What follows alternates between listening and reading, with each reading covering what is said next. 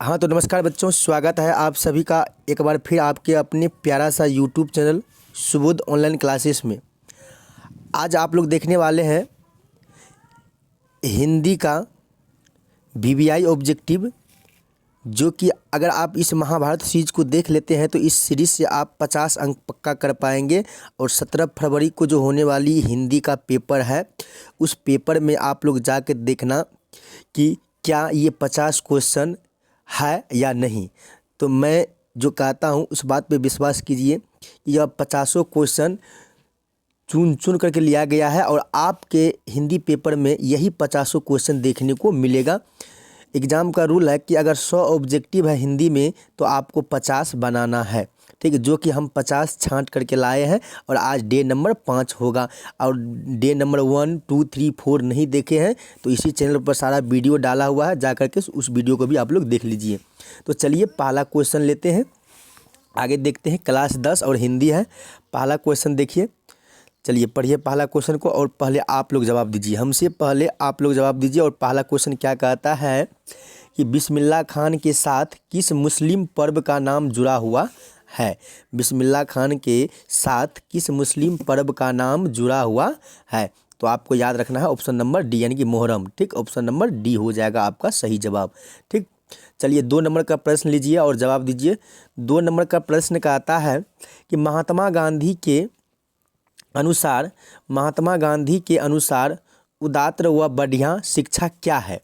महात्मा गांधी के अनुसार उदात्त व बढ़िया शिक्षा क्या है। तो आपको याद रखना, आपका जो ऑप्शन हो जाएगा ना, आपका ऑप्शन नंबर सी हो जाएगा, यानी कि अहिंसक प्रतिरोध, ठीक। ऑप्शन नंबर आपका सी हो जाएगा।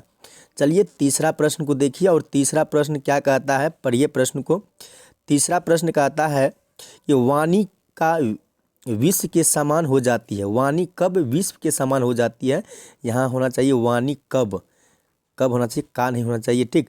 वाणी कब विश्व के समान हो जाती है। तो आपको याद रखना है कि राम नाम के बिना, ठीक। राम नाम के बिना, ऑप्शन नंबर आपका ए हो जाएगा सही आंसर, ठीक। चलिए 4 नंबर का प्रश्न देख लेते हैं। चौथा प्रश्न देखिए आप लोग। चौथा प्रश्न कहता है कि रसखान के रचनाकाल के समय किसका राज्यकाल था। रसखान के रचनाकाल के समय किसका राज्यकाल था। तो आपको याद रखना है ऑप्शन नंबर सी आपका सही जवाब हो जाएगा, ठीक। जहांगीर का, ठीक। चलिए 5 नंबर प्रश्न क्या कहता है, लीजिए प्रश्न आपके सामने पेश है। 5 नंबर प्रश्न कहता है कि कवि ने पर्जन्य किसे कहा है। कवि ने पर्जन्य किसे कहा है। तो पता होगा आपका ऑप्शन नंबर हो जाएगा सी, यानी कि बादल को कहा है। किसे कहा है, बादल को, ठीक। चलिए 6 नंबर प्रश्न देखिए। 6 नंबर प्रश्न कहता है कि प्रेम घन अपना आदर्श किसे मानते थे। प्रेम घन अपना आदर्श किसे मानते थे। तो आपको याद रखना है, आपका सही जवाब हो जाएगा ऑप्शन नंबर डी, यानी कि भारतेंदु हरिश्चंद्र को, ठीक। चलिए 7 नंबर प्रश्न लीजिए, आपके सामने पेश है। 7 नंबर प्रश्न का जवाब दीजिए। 7 नंबर प्रश्न कहता है कि भारत में श्रेष्ठ मुख की तुलना कवि ने किससे की है। भारत में श्रेष्ठ मुख की तुलना कवि ने किससे की है।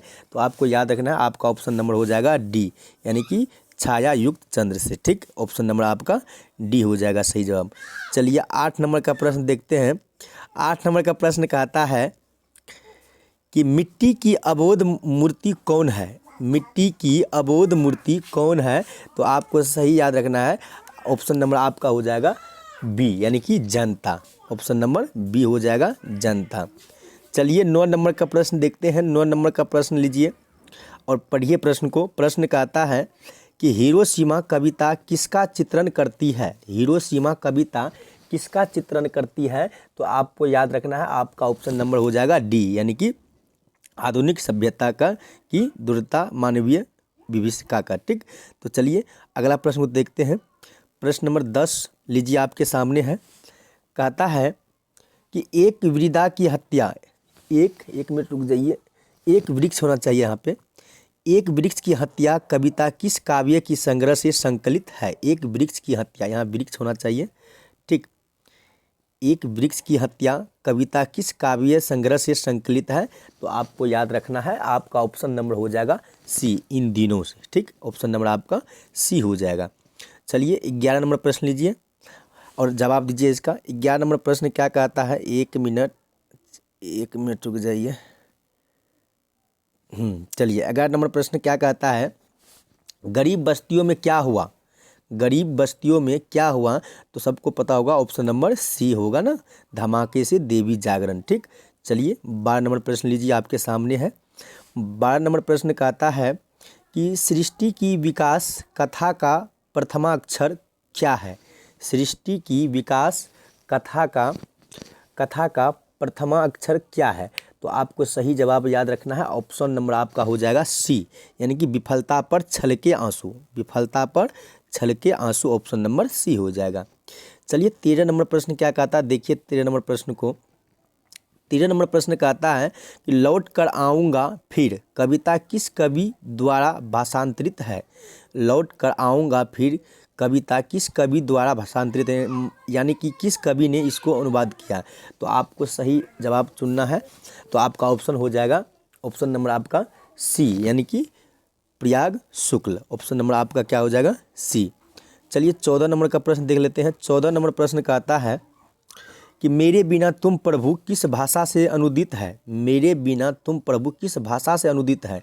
ठीक, तो आपको याद रखना है, आपका ऑप्शन नंबर हो जाएगा बी, यानी कि ये जर्मन भाषा से अनुदित है, जर्मन भाषा में ये अनुवाद है। ठीक, चलिए 15 नंबर प्रश्न लीजिए। 15 नंबर प्रश्न कहता है कि दही वाली मगम्मा कहानी किस लेखक द्वारा रचित है। दही वाली मगम्मा कहानी किस लेखक द्वारा रचित है। तो आपको याद रखना है, ऑप्शन नंबर आपका हो जाएगा ए, यानी कि श्रीनिवास द्वारा। किस द्वारा, श्रीनिवास के द्वारा। ठीक, चलिए अगला प्रश्न देखिए। अगला प्रश्न आपका है कि मगम्मा की बहू का क्या नाम है। मगम्मा की बहू का क्या नाम है। तो आपको याद होगा मगम्मा की बहू का नाम नजम्मा, ऑप्शन नंबर ए हो जाएगा। ठीक, चलिए 17 नंबर प्रश्न कहता है कि ढहते विश्वास कहानी किस लेखक द्वारा अनुदित है। मतलब ढहते विश्वास कहानी को किस लेखक ने लिखा। तो आपको याद रखना है, आपका ऑप्शन नंबर हो जाएगा ए, यानी कि राजेंद्र प्रसाद मिश्रा ने। ठीक, राजेंद्र प्रसाद मिश्रा ने। चलिए 18 नंबर प्रश्न लीजिए। 18 नंबर प्रश्न कहता है कि माँ कहानी किस लेखक द्वारा रचित है। यानी कि माँ कहानी किस लेखक द्वारा, यानी कि माँ कहानी के लेखक कौन है। तो आपको याद रखना है, आपका ऑप्शन नंबर हो जाएगा सी, यानी कि ईश्वर पेटलीकर। कौन है, ईश्वर पेटलीकर। ठीक, चलिए 19 नंबर प्रश्न देखिए। 19 नंबर प्रश्न कहता है कि मंगू की माँ की कितनी संतानें थी। मंगू की माँ के कितनी संतानें थी। तो आपको याद रखना है, आपका ऑप्शन नंबर हो जाएगा डी, यानी कि 4। ठीक, ऑप्शन नंबर डी। ठीक, चलिए अगला प्रश्न देखते हैं। अगला प्रश्न आपका है कि नगर कहानी किस भाषा से अनुदित है। बताइए तो कि नगर कहानी किस भाषा से अनुदित है। तो आपका सही जवाब हो जाएगा बी, यानी कि तमिल भाषा से ये अनुदित है। ठीक, चलिए 21 नंबर प्रश्न देखिए और जवाब दीजिए आप लोग। 21 नंबर प्रश्न का आता है कि पप्पाती की उम्र क्या थी। पप्पाती की उम्र क्या थी। तो आपका जवाब होगा सी, यानी कि 12 वर्ष। क्या थी, 12 वर्ष की थी वो। ठीक, चलिए 22 नंबर प्रश्न देखिए। 22 नंबर प्रश्न कहता है कि धरती कब तक घूमेगी कहानी किस लेखक द्वारा अनुदित है। मतलब धरती कब तक घूमेगी या कहानी का लेखक कौन है। तो आपको याद रखना है, आपका सही जवाब हो जाएगा बी, यानी कि सावरदैया, ऑप्शन नंबर आपका बी हो जाएगा। चलिए 23 नंबर प्रश्न देखिए और 23 नंबर प्रश्न को पढ़िए और जवाब दीजिए इसका। 23 नंबर प्रश्न का आता है कि स्वदेशी शीर्षक पाठ में दोहों का संकलन किस पुस्तक से लिया गया है। बताइए तो आपको याद रखना है, ऑप्शन नंबर ए हो जाएगा, यानी कि प्रेम घन सर्वस्व से। ठीक, ऑप्शन नंबर ए। चलिए अगला प्रश्न को देखते हैं। अगला प्रश्न आपका है 24 नंबर प्रश्न देखिए। 24 नंबर प्रश्न का आता है कि मेरे बिना तुम प्रभु कविता कवि द्वारा भाषांतरित की गई है। मतलब किस कवि द्वारा भाषांतरित की गई है। तो आपको याद रखना, आपका ऑप्शन नंबर हो जाएगा बी, यानी कि धर्मवीर भारती के द्वारा। ठीक, चलिए 25 नंबर प्रश्न देखिए। 25 नंबर प्रश्न का जवाब दीजिए आप लोग। ये 25 नंबर प्रश्न का आता है कि बिस्मिल्लाह खान के पिता का क्या नाम था। बताइए तो कि बिस्मिल्लाह खान के पिता का क्या नाम था। तो आपका ऑप्शन नंबर होगा बी, यानी कि पैगंबर बख्श। ठीक, ऑप्शन नंबर बी। चलिए 26 नंबर प्रश्न को देखिए। 26 नंबर प्रश्न का आता है कि दूना रात चौगुना मुहावरे का सही अर्थ क्या है? बताइए। दूना रात चौगुना मुहावरे का सही अर्थ क्या होगा? तो आपका सही जवाब हो जाएगा ऑप्शन नंबर आपका बताइए ऑप्शन नंबर डी, यानी कि खूब उन्नति करना। ऑप्शन नंबर क्या हो जाएगा? डी, खूब उन्नति करना। ठीक, चलिए 27 नंबर प्रश्न लीजिए, आपके सामने है। 27 नंबर प्रश्न का आता है, इन्हीं जयचंदों के कारण देश पराधीन हुआ। इस वाक्य में जयचंदो कौन सी संज्ञा है? बताइए तो जयचंदो कौन सी संज्ञा है? पढ़िए क्वेश्चन को अच्छा से। इन्हीं जयचंदों के कारण देश पराधीन हुआ, इस वाक्य में जयचंदो कौन सी संज्ञा है? बताइए। आपका ऑप्शन क्या होगा? बताइए जल्दी। तो आपका ऑप्शन नंबर हो जाएगा बी, यानी कि ये व्यक्तिवाचक संज्ञा है, ये नाम है जी। ठीक, चलिए अगला प्रश्न देखते हैं। 28 नंबर प्रश्न देखिए। 28 नंबर प्रश्न का आता है कि मैं आपकी शरण में आया हूँ, मैं आपकी शरण में आया हूँ, इस वाक्य में किस कारक की विभक्ति है? बताइए किस कारक की विभक्ति है? मैं आपकी शरण में आया हूँ, इस वाक्य में बताना है। तो आपको याद है कर्ता ने कर्म को करण से। ठीक, तो आपका ऑप्शन नंबर क्या हो जाएगा? ऑप्शन नंबर आपका सही जवाब हो जाएगा सी। एक मिनट में, ऑप्शन नंबर बी होगा, अधिकरण, यानी कि कर्ता ने कर्म को। ठीक, अधिकरण। ऑप्शन नंबर क्या हो जाएगा? बी, मैं आपकी शरण में आया हूँ, इस वाक्य में किस कारक की विभक्ति है? ठीक, ऑप्शन नंबर आपका क्या हो जाएगा?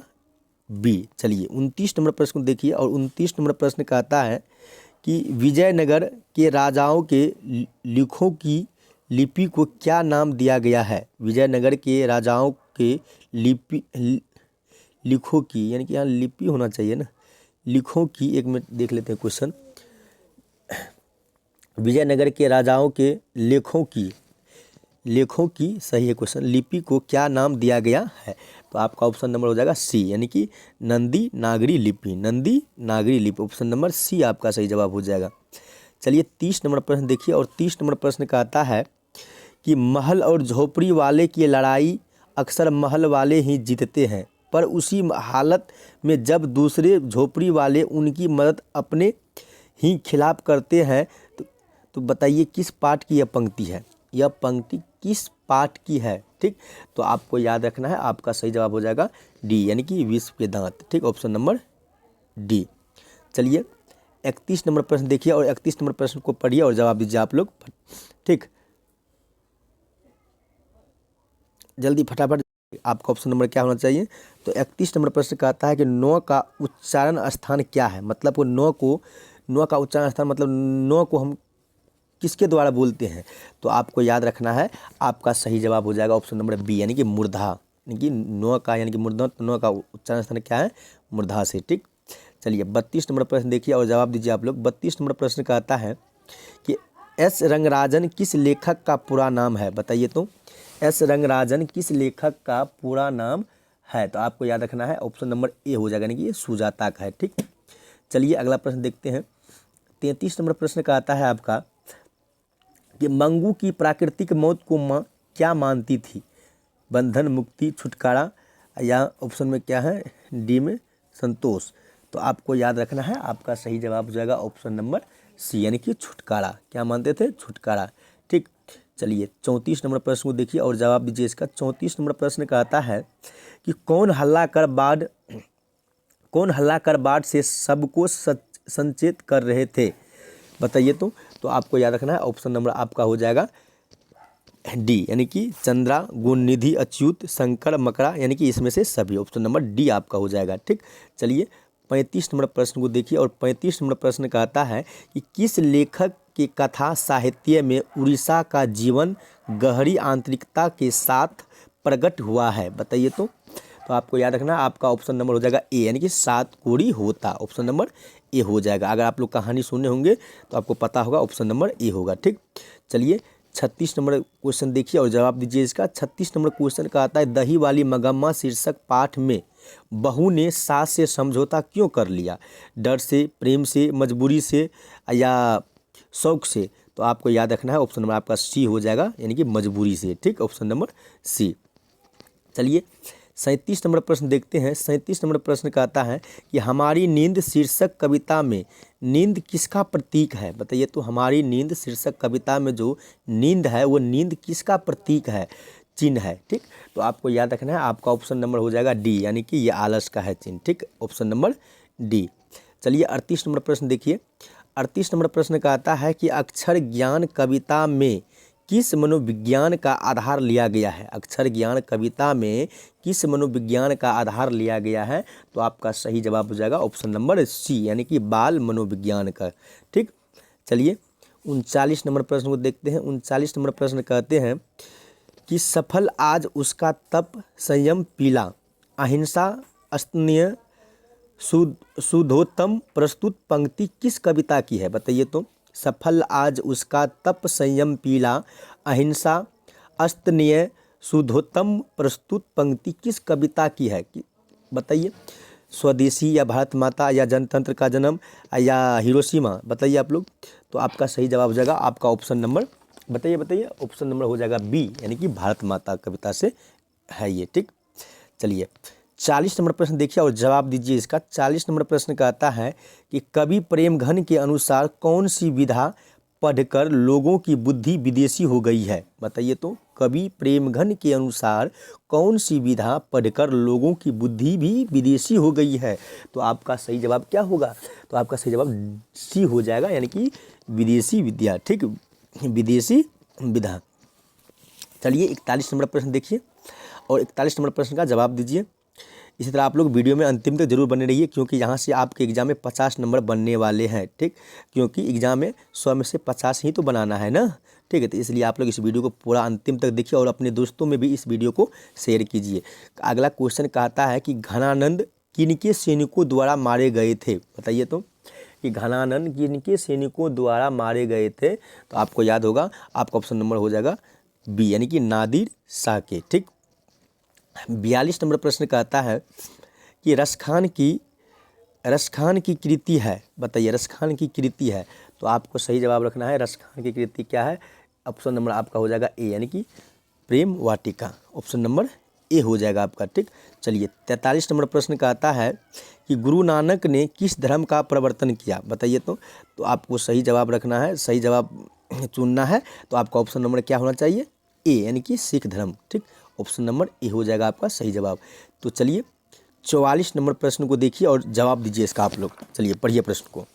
क्या कहता है कि मछली शीर्षक पाठ में खरीदी गई मछली में कितनी मछली जिंदा थी। बताइए तो, कितनी मछली जिंदा थी। अगर आप इस कहानी को सुने हैं तो आप जवाब दे सकते हैं। बताइए कितनी मछली जिंदा थी। तो आपको सही जवाब याद रखना है ऑप्शन नंबर ए, यानी कि 2 मछली जिंदा थी। चलिए अगला है ला शत्रुज क्या था। बताइए ला शत्रुज क्या था। बताइए विद्यालय, शहर या गांव या ईसाई मठ। तो आपको याद रखना, आपका सही जवाब हो जाएगा ऑप्शन नंबर डी, यानी कि ईसाई मठ। क्या था ये, ईसाई मठ।